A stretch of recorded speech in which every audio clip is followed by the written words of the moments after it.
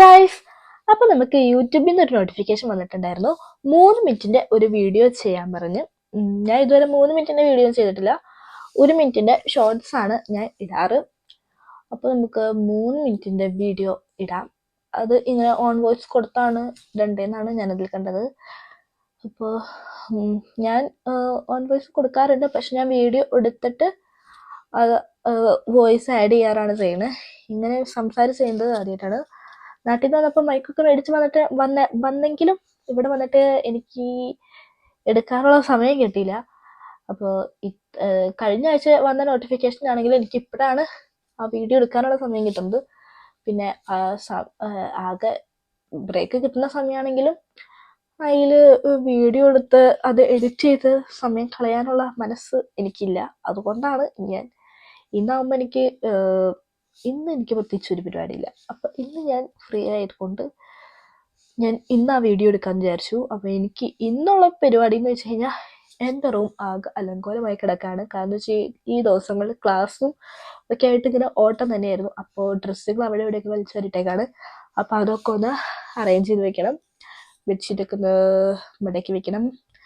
പിന്നെ room ഫുള്ളൊന്ന് vacuum ചെയ്യണം. ഇത്രയും പരിപാടികളാണ് നമുക്കൊന്ന് ചെയ്യാനുള്ളത്. ചെറിയ ക്രിസ്മസ് ട്രീ മേടിച്ചു.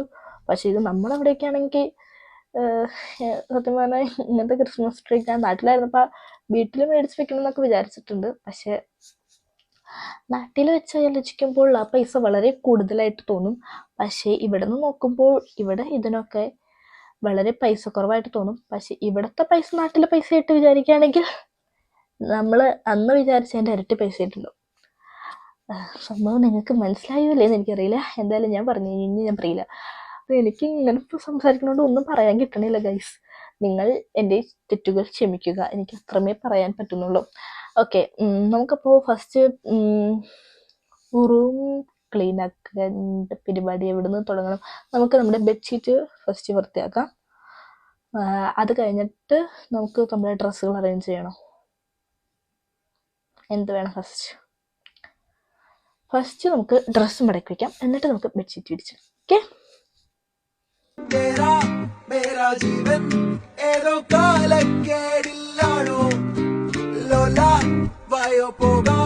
ലോകം കാണാം തേരാ പാര ഹൃദയം പൊട്ടി വഴിയും തെറ്റി വിടറ്റി നടുവിൽ ചുറ്റി അടിയും പൊട്ടി പണി ഗൈസ്. അപ്പം നമ്മുടെ ബെഡ്ഷീറ്റ് വിരിച്ചിടലും അടക്കി പറക്കലും കഴിഞ്ഞു. ഡ്രസ്സുകൾ ഇനിയും നമുക്ക് റൂം ഫുള്ളൊന്ന് വാക്യൂം ചെയ്യണം. നമ്മുടെ സോക്സിൻ്റെ പൊടി നന്നായിട്ട് താഴെ കിടക്കുന്നുണ്ട്. അപ്പോൾ നമുക്ക് ഞാൻ അടുത്തത് അത് ചെയ്യാം.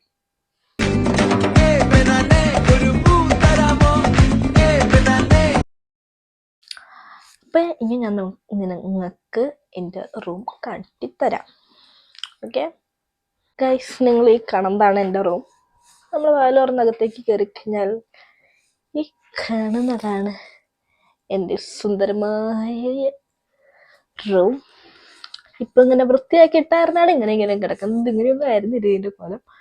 അപ്പോൾ ഇതൊക്കെ ഇവിടെ ഉണ്ടായിരുന്നതാണ്. പിന്നെ ഇവിടെ ഒരു കുഞ്ഞു ടേബിളുണ്ട്, ഇവിടെ ഒരു മിററുണ്ട്, ഇവിടെ ഒരു നമ്മൾ വെച്ച ക്രിസ്മസ് ട്രീ ഉണ്ട്.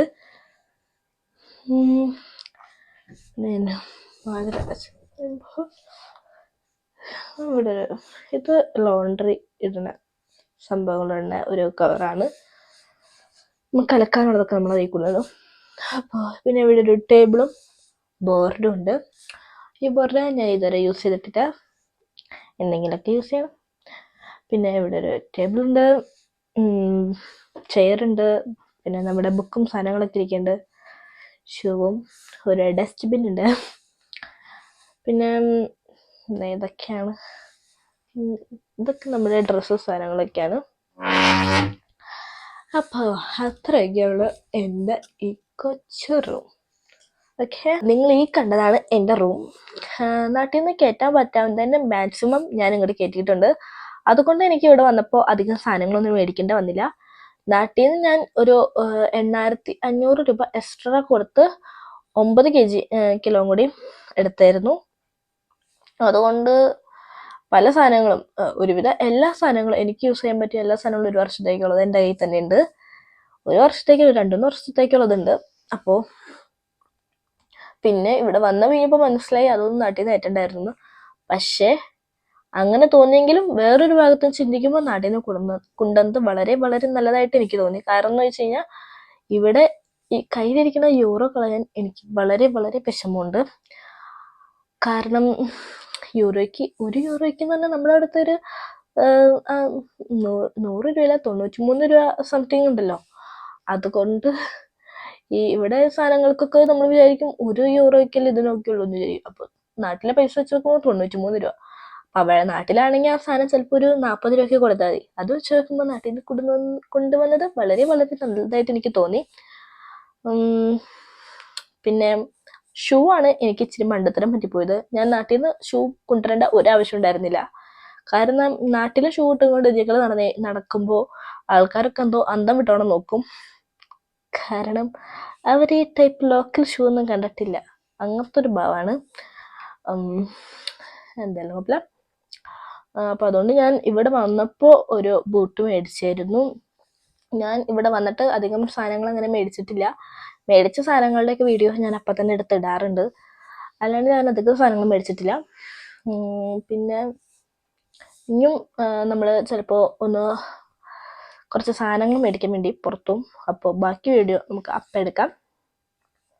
ഓക്കെ ഗൈസ്, അപ്പോൾ നമ്മൾ എടയ്ക്കയിൽ പോകാമാണ്. അപ്പം ഞാൻ ഡ്രസ്സ് മാറ്റിയിട്ടുണ്ട്, കമ്മൽ മാറ്റിയിട്ടുണ്ട്. കമ്മൽ ചുമ്മാ ഇവിടെ ഇരുന്നപ്പോൾ ഒന്ന് മാറ്റാൻ മാറ്റിയതാണ്. അല്ലാണ്ട് ഞാൻ പുറത്ത് ഇറങ്ങുമ്പോൾ കമ്മൽ മാറ്റാറില്ല. ഇതാണ് ആരുഷി മാം. എനിക്കിപ്പോൾ എൻ്റെ ഒരു ചേച്ചീനെ പോലെയാണ്. ആരുഷി മാമിൻ്റെ വിശേഷങ്ങൾ ഞാൻ വേറൊരു വീഡിയോ ആയിട്ടിടാം. ഈ കാണുന്നതാണ് ഞങ്ങളുടെ സ്റ്റുഡ്ഗാർഡിലെ ഇടയ്ക്ക. സ്റ്റുഡ്ഗാർഡിൽ എത്ര ഇടയ്ക്കുണ്ടെന്ന് എനിക്കറിയില്ല, ഞാൻ കണ്ടേക്കുന്ന ഇടയ്ക്കതാണ്. എനിക്ക് ഹൽദി വെച്ച് നോക്കുമ്പോൾ ഇടയ്ക്കാണ് കൂടുതൽ ഇഷ്ടം. ഇന്നിപ്പോൾ ഇവിടെ കയറി വന്നപ്പോൾ തന്നെ നിറച്ചും ഫ്രഷ് പൂക്കളും എല്ലാവരുടെയും ഫേവറേറ്റായ ഫെറാറോയൊക്കെ ഇരിക്കണ്ടായിരുന്നു. പക്ഷേ നമ്മുടെ ലക്ഷ്യം ചിക്കൻ ലെഗ് പീസാണ്. അങ്ങനെ നമ്മൾ അത് തപ്പിപ്പിടിച്ച് കണ്ടുപിടിച്ച് അവിടെ നിന്ന് ഇറങ്ങി. അതിനാണ് ഇത്ര ആറ്റിറ്റ്യൂഡ് ഇട്ടേ. പത്രമുള്ള ബൈ.